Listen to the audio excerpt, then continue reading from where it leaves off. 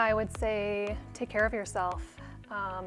Eat well, get lots of sleep, exercise, take care of your family, spend time, with those you love, and you will thank yourself later on.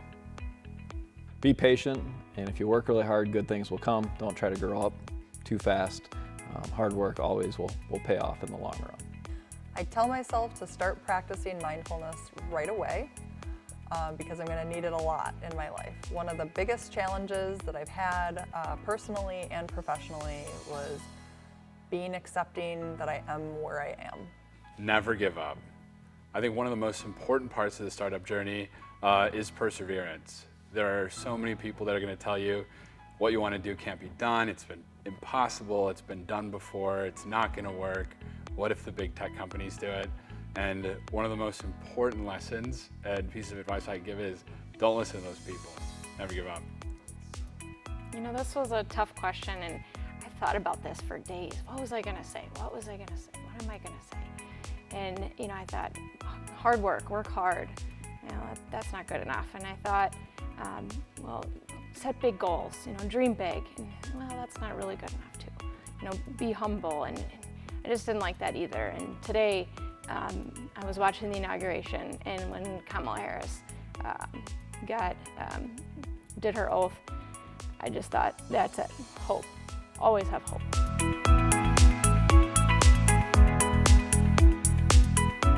I would say one place that I visited that I really enjoyed was Japan. And I had a friend who was living abroad and went to visit her. It was just an amazing experience, just the nicest people in the world. Absolutely, my favorite travel destination is doing Disney World or Disneyland. The way the kids light up in those parks is truly magical. So I'd highly recommend it for anyone with a family. My favorite travel destination is actually to Bayfield, Wisconsin. It's the first trip that I ever took when my husband and I were dating.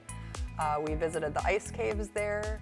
Later on, we got married there, and it was the first trip that we took after our son was born. And we're actually going there in a few weeks. Culturally, my favorite travel destination would have to be Mangalore, India.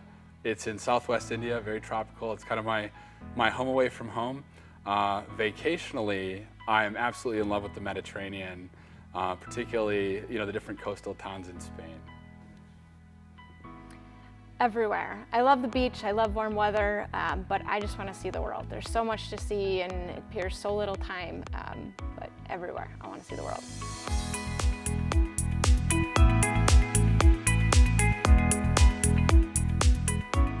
So after making sure my family is safe, of course, I would probably run back in and grab the family photo albums. And you'd think at this point in time we'd probably have those digital, but I don't think that's necessarily the case for those that are from our childhood, and I want to make sure that I can pass those along to my kids. Well, growing up as a kid, I was always a big Chicago Bulls and Michael Jordan fan, and I've got a couple of his autographs, but one is especially my favorite that I'd make sure I'd get out of the house, knowing that we have pretty much everything else backed up digitally. I don't have this autograph backed up, so I'd go get my Michael Jordan flight autograph. I think that the single item that I would rescue from my home in a fire is my family's old cottage journal. Our cottage was built the year that I was born in 1983, and it has so many family memories in it from the trips that we took there. It's always really heartwarming for me to look back and see my mom and my grandmother's handwriting.